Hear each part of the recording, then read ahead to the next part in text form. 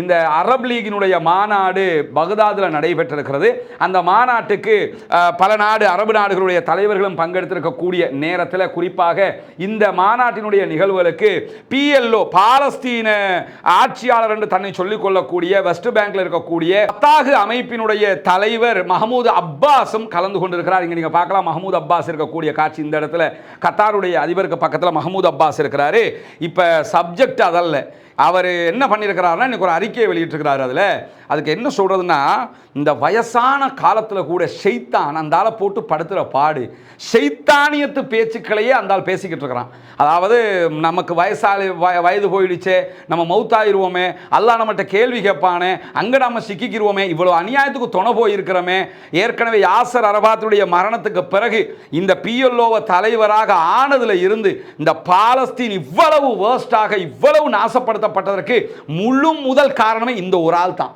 இந்த ஒரு ஆள் எப்படின்னு கேட்டா, இஸ்ரேல் பக்கம் இஸ்ரேல் ஷூவை கொடுத்தாலும் நக்கிக்கிட்டு இருப்பாப்ல, எவன் கொடுத்தாலும் நக்கி பணம் தான், பணத்துக்காக வேண்டி எதையும் செய்யக்கூடிய ஒரு மனிதன் என்பதை நம்ம வெளிப்படையா பார்க்க முடிகிறது. இந்த செய்திகளை கேட்கும்போது வெறுப்பா இருக்குது. ஏன் இந்த வயதான 92 வயசுங்க, 92 வயசுலையும் ஏன் இப்படி திமிரு பிடிச்சு போய் அந்த நபிகள் நாயகம் ஸல்லல்லாஹு அலைஹி வஸல்லம் அவர்கள் சொன்னார்கள், இந்த வயது முதிர்வு ஏற்பட ஆசை அதிகரிக்கும் என்று சொன்னார்கள்.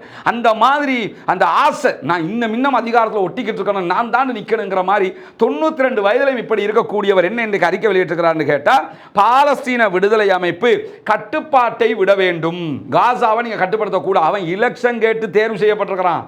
எலெக்ஷன் கேட்டு அங்கே பிரைம் மினிஸ்டராக இஸ்மாயில் ஹனியா நியமிக்கப்பட்டாரு. அதே போன்று வெஸ்ட் பேங்க்லையும் எலெக்ஷன் வச்சதுல அவங்க தான் வென்னாங்க. இவன் ஆட்சியை கொடுக்க மாட்டேன்னு பிடிச்சிக்கிட்டு தான் இஸ்ரேலுடைய அனுமதியோட, இஸ்ரேல் கொடுத்த சப்போர்ட்டோட பிடிச்சிக்கிட்டு நிற்கிற ஒரு ஆள். இல்லாட்டி பாலஸ்தீனத்தினுடைய முழு கட்டுப்பாடுமே வெஸ்ட் பேங்க்லையும் காசாவுலையும் பாலஸ்தீன விடுதலை அமைப்பு தான் இருக்க வேண்டும். அவங்க தான் ஜனநாயக ரீதியாக எலெக்ஷன் கேட்டு ஜெயிச்சவங்க.